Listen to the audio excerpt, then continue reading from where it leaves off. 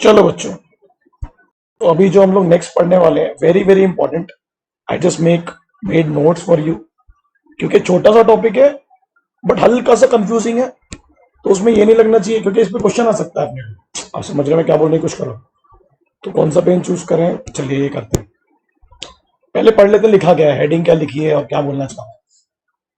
Section 111 of companies act 2013, circulation of member resolution, यानी member कौन सा रिजोल्यूशन पास करने वाले हैं या प्रपोज्ड करने वाले हैं मीटिंग में, उसको पहले से सर्कुलेट करके बताओ। किसको? मेंबर्स को। किसको बताने के लिए बोल रहे हैं हम? कंपनी को। पहले से बताओ कंपनी जी मेंबर्स को कि क्या तुम कौन से रेजोल्यूशन पहले डिस्कस हो, और वो सीक्वेंस कौन डिसाइड करेगा? मेंबर्स। देखो क्या लिखा है इसमें, समझो। जनरल सेंस में बीओडी या board of directors decide the agenda, क्या डिस्कस होगा, जो नोटिस में वो लिख देते हैं, और डिसाइड कि कौन से रेजोल्यूशन को पास और डिस्कस किया जाएगा। आप सब एग्री करते हैं इस बात पर? यस सर, बिल्कुल एग्री करते हैं। Which resolution should be considered first और डिस्कस्ड, नॉर्मली कौन डिसाइड करता है? Board of director. Agree? But in this case, in this section 111, members are given a right to consider the resolution to discuss at meeting. इस section में इनको right है कि ये बता सकते हैं कंपनी को, या बोल सकते हैं कि प्लीज इस रेजोल्यूशन को पहले डिस्कस करो या पास करो या पहले कंसिडर करो मीटिंग में। क्यों? देख लो, this will happen in case of urgent matter. शायद कंपनी को लगता है कि शायद कुछ अर्जेंट बात है, लाइक किसी को अपॉइंट करना चाहते हैं, किसी के रिटायरमेंट के बाद किसी को रिमूव करना चाहते हैं, या जो रिमूव हो चुका है उसे बुलाना चाहते हैं। मे बी शायद मेंबर्स हर्ट है, या शायद मेंबर्स अनअवेयर है, या मेंबर को लगता है कि कंपनी कुछ ऐसा कर रही है जो हमारे राइट्स के खिलाफ है। तो यहां मेंबर कंपनी को बोल रहे हैं ये रिजोल्यूशन पहले कंसिडर होंगे, ये पहले डिस्कस होगा, इस तरीके से मीटिंग में रेजोल्यूशंस को प्रपोज्ड और अप्रूव किया जाएगा। क्या लिखा है इसमें? Members can request the company to put up urgent resolution first. ये वो मीटिंग के पहले बोल रहे हैं कि ऐसा करना। ठीक है, यहां तक क्लियर है? अब ये कौन रिक्वेस्ट कर सकता है कंपनी को? ऐसे कोई भी ऐरा गहरा नत्तू खेरा या छोटे छोटे से इन्वेस्टर्स तो नहीं कर सकते जी। रिटेल वाले, जो हम जैसे लोग, जो जोमेटो में जिन्होंने अप्लाई किया था, साला 21 लॉट के लिए की, फिर भी नहीं दिया। पहली बात, आप रिक्वेस्ट करोगे तो साइन एंड सील्ड होना चाहिए, राइटिंग होना। अब कौन रिक्वेस्ट करेगा? बड़ा आसान है। अगर शेयर कैपिटल वाली company, having share capital company है, उनके पास 1/10 का, not less than 1/10 of share capital है, और अगर नॉट हैविंग शेयर कैपिटल वाली कंपनी है तो 1/10 का वोटिंग पावर है। ठीक है? अब सुनो, यहां लिखा क्या है मैंने, ये सब लिखना। जिस दिन रेजोल्यूशन प्रपोज किए जाएंगे उस दिन भी इन लोगों के पास यही वोटिंग पावर, यानी इतना ही वोटिंग पावर और पेड अप कैपिटल होगा। एक है कौन, इनको लीगल लैंग्वेज में हम क्या बोलते हैं? रिक्वेस्टनिस्ट, है ना?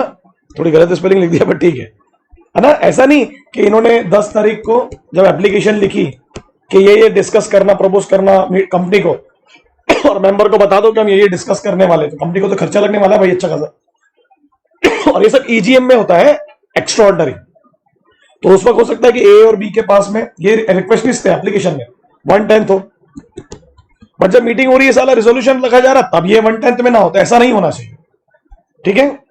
और ऐसा कब किया जाएगा? Before the start of the meeting they must receive, ये जो मेंबर्स है, जो बाकी के मेंबर्स है, उनको क्या प्रपोज रेजोल्यूशन है उसका नोटिस मिल जाना चाहिए। किसके द्वारा?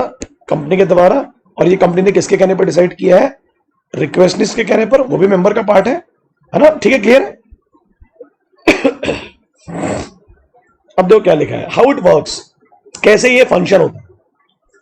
The proposed resolution on information और सीक्वेंस रिक्वायर्ड शुड, रिक्वेस्ट, अब कंपनी को हम क्या बोलेंगे? कि भैया ऐसा करो, तो ऐसा हम कंपनी को कब बोलेंगे? एक तो ईजीएम हो रही है, तो हम ये जो अपनी एप्लीकेशन होगी एज ए मेंबर, इसको हम सबमिट कर देंगे कंपनी के रजिस्टर्ड ऑफिस में मीटिंग के 6 वीक पहले, या मंथ लिख दिया मैंने, 6 वीक पहले। 6 वीक मतलब 1.5 महीना basically, you can say that. क्योंकि ये स्पेशल बिजनेस हो सकती है ना, कुछ ऐसी बातें हो सकती हैं जिसके लिए एक तो ईजीएम होना, आप ऊपर से बोल रहे हो कंपनी को क्या ऐसा करो, उसके लिए समय चाहिए ना कंपनी को। और अगर ये इतना इंपॉर्टेंट नहीं है, इतने इंपॉर्टेंट मैटर्स नहीं है, फिर भी मेंबर चाह रहे कि हमारे सबसे रेजोल्यूशन डिस्कस और पास हो, तो फिर 2 हफ्ते पहले भी चलेंगे। ठीक है, क्या सबमिट कर रहे हो आप? रिक्वेस्ट कहां पर? कंपनी के रजिस्टर्ड ऑफिस। ठीक है, यहां तक क्लियर हुआ? आई होप यहां तक क्लियर हुआ। अब ये सबसे इंपॉर्टेंट पॉइंट है। अब आप देखो, लिखा ना, अब आप कंपनी को बोल रहे हो कि रेजोल्यूशन कौन से, किस सीक्वेंस में होना, किस तरीके से डिस्कस होना, और ईजीएम कंडक्ट करो, उसके लिए आप नोटिस भेजो मेंबर्स को, है ना, शॉर्टर नोटिस भेजो, जल्दी से जल्दी, कंपनी को खर्चा लगेगा। तो क्या लिखा मालूम क्या? कंपनी बोल रही है देखो भैया, एक तो आप बोल रहे हो, आपके कहने पर हम एक्सपेंसेस बियर कर रहे हो, तो क्या लिखा है? तो please submit a deposit a reasonable amount, कि जिस एक सिक्योरिटी डिपॉजिट की तरह, कि हमारा जो खर्चा लग रहा है हमें पता रहे कि हमें वो रिकवर हो जाएगा।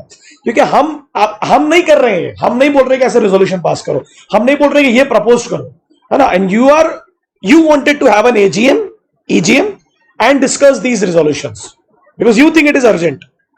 अब क्या लिखा देखो उसमें, अगर आपने पेमेंट मेड नहीं भी किया, जैसे मेंबर ने कोई पैसे नहीं सबमिट किए, डिपॉजिट नहीं किए जो कंपनी एक्सपेक्ट कर रहा था, तो एटलीस्ट एक अनकंडीशनल ऑफर रख दो कि हम दे देंगे पैसे, एज ए मेंबर हम दे देंगे, क्योंकि ये कंपनी के एक्सपेंसेस है, एक्स्ट्राऑर्डिनरी एक्सपेंसेस है। ठीक है, और क्या कंडक्ट हो रही है? EGM।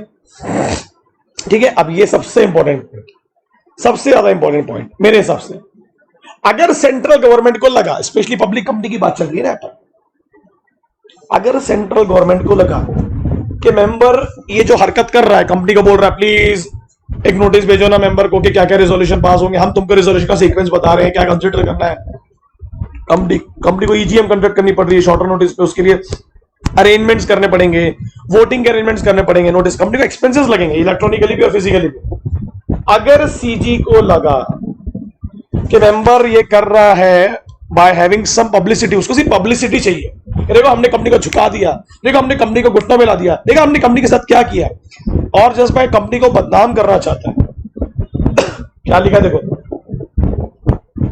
दे पास्ड एन ऑर्डर, दे मतलब सेंट्रल गवर्नमेंट और कोर्ट, सेंट्रल गवर्नमेंट बोलेगा, मेंबर को बोलेगा चल रहे जो जो कंपनी ने खर्चे बियर किए तुम वापस करो कंपनी को। इवन उन मेंबर्स को भी वो खर्चे वापस करने पड़ेंगे जो उस एप्लीकेशन का, उस रेजोल्यूशन की एप्लीकेशन का हिस्सा नहीं थे, समझे ना, वो are not the part of the that application which contain proposed resolution. सबको सजा होगी, सबको पैसे बियर करके कंपनी को वापस करने पड़ेंगे।